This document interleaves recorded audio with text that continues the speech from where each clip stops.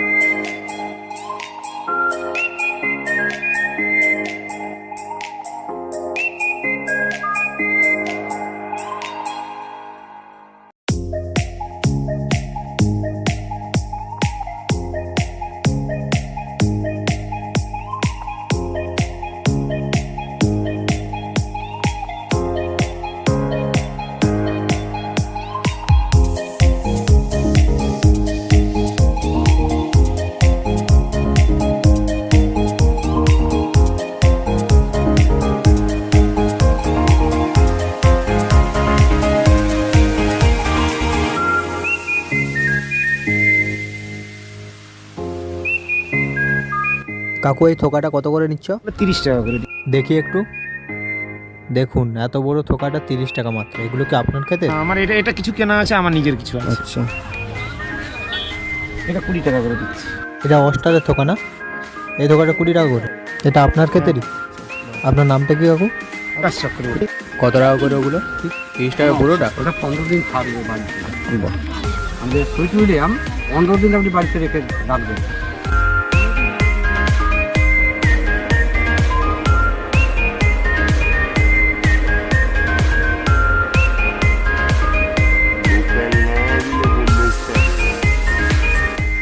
Rail লাইনের পাশে অবস্থিত ফুলবাগানের কিছু অভিজ্ঞতা নিয়ে আমরা এখন এসে পৌঁছেছি নদীর উল্টো দিকে নতুন একটি ফুলের বাগানে। যেই বাগানে আপনারা এলে দেখতে পাবেন চন্দ্রমল্লিকা, গোলাপ, সুইট উইলিয়াম আরও অসাধারণ অনেক ফুলের চাষ। আপনাদের মধ্যে অনেকেই ভাবছেন হয়তো সারা বছরেই খিরায়ে ফুলের চাষ হয়।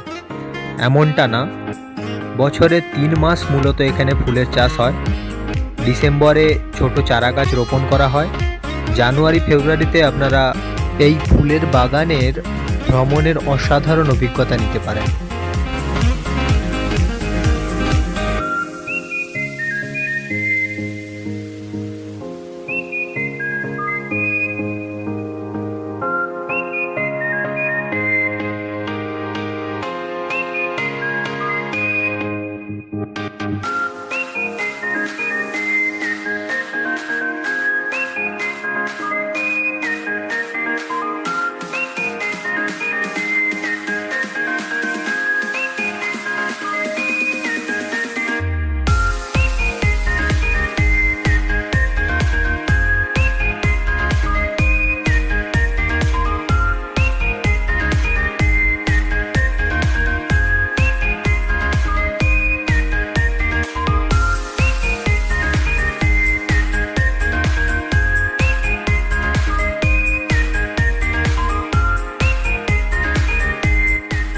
আজকে আমাদের এই খিরাই ভ্রমণে প্রায় খরচ হয়েছে পার হেড 250 টাকা।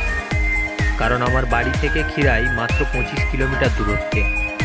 আপনারা যদি কলকাতা থেকে বা মেদিনীপুর থেকে আসেন 500 টাকার মধ্যে আপনাদের খিরাই ট্রিপ সম্পূর্ণ হয়ে যাবে। আমাদের মতো এই ফুলের বাগানের অসাধারণ কিছু অভিজ্ঞতা নিতে আপনারাও চলে আসতে পারেন ফুলের উপত্যকা খিরাই। গাইজ, আজকে আমাদের খিরাই ট্রিপ এখানেই শেষ করছি। ভিডিওটি কেমন লাগলো অবশ্যই কমেন্ট করে জানান। যদি ভালো লেগে থাকে লাইক, কমেন্ট, শেয়ার করতে ভুলবেন না।